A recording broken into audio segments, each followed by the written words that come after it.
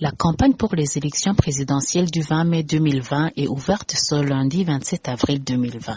Rien ni personne n'aura réussi à fléchir l'entêtement et les responsabilités du gouvernement du Burundi. Tous ceux, Burundais, amis du Burundi et observateurs indépendants qui ont dénoncé les conditions actuelles qui ne sont pas réunies pour des élections libres, transparentes, inclusive, digne d'un régime démocratique et aujourd'hui la propagation de la pandémie du coronavirus, qui est une véritable menace pour la santé publique, n'auront été que la voix qui crie dans le désert. Les arguments contraires n'ont pas manqué.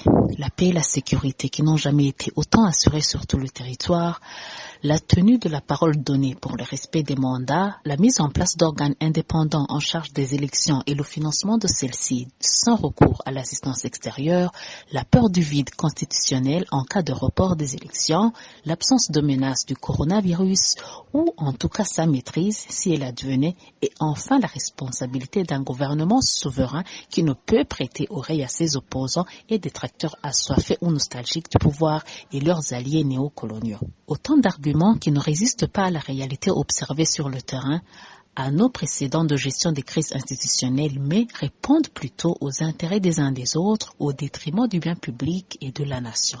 Ainsi donc, contre vents et marées, la machine a tourné et une campagne électorale dite normale, ordinaire comme toutes celles qui l'ont précédée, commence aujourd'hui. Une campagne ordinaire avec une singularité tout de même, la multiplicité des candidats au poste présidentiel. Nous n'étions pas habitués à un tel engouement. Pourrions-nous parler d'engagement ? La fonction n'aura jamais été autant convoitée. Une campagne ordinaire qui se déroulera aussi sur fond de désagrégation, défection, ralliement ou autres cris ou scandales de victimes de retournement de situation au sein des partis politiques résultant de manipulations et calculs tout aussi politiciens.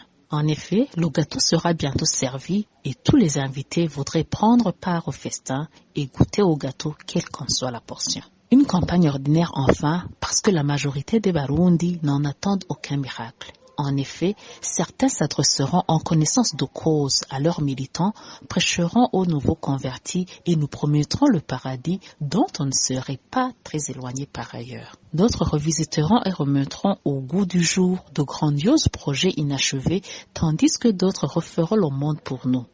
De belles promesses qui n'engageront que nous, à qui elles sont faites. Comme à chaque campagne, nous aurons droit à un monologue succulent sur les performances futures et rien sur le bilan des promesses du mandat qui s'achève. Comme toujours, la messe sera vite dite et heureux seront ceux qui ne ramèneront pas de ces rassemblements, foyers de forte contagion, le Covid-19 dans leur foyer. Une campagne présidentielle ordinaire certes, mais une campagne test pour ceux qui, contrairement à beaucoup d'autres dont le mouvement des femmes et filles pour la paix et la sécurité au Burundi, ont accepté ces élections et décidé d'y participer.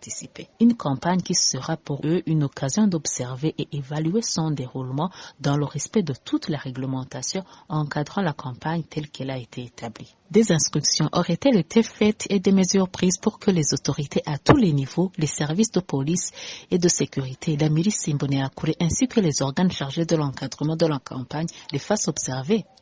Participeront-ils à une campagne apaisée, dénotant un changement du climat qui prévalait la veille de la campagne où les opposants politiques étaient menacés, pourchassés, séquestrés, torturés, arbitrairement détenus et sommairement exécutés? Verront-ils tous les candidats et leurs militants assurés au même degré de leur liberté d'expression, de mouvement et de réunion? Voilà quelques indices sur lesquels les Burundais et toute la communauté internationale jugeront de la capacité du pouvoir à jouer franc jeu.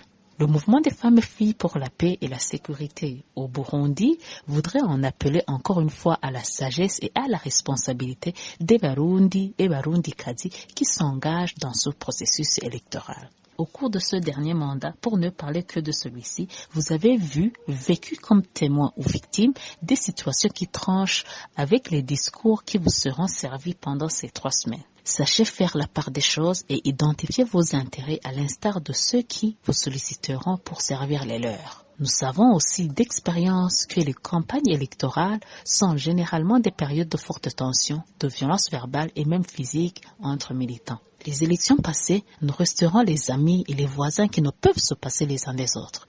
Évitons donc toute forme de violence et préservons à tout prix la paix et la sécurité dans notre communauté. Enfin, le mouvement des femmes et filles pour la paix et la sécurité au Burundi rappelle que le coronavirus est dans nos murs et déplore que le pouvoir ait choisi, malgré un décès à un nombre inconnu mais croissant de malades, de sacrifier la santé des citoyens à l'autel des élections. Si, pour l'une ou l'autre raison, vous ne pouviez éviter de participer au rassemblement, essayez de respecter autant que possible les mesures de protection prises par les autorités sanitaires. Ceci est un message du mouvement des femmes et filles pour la paix et la sécurité au Burundi.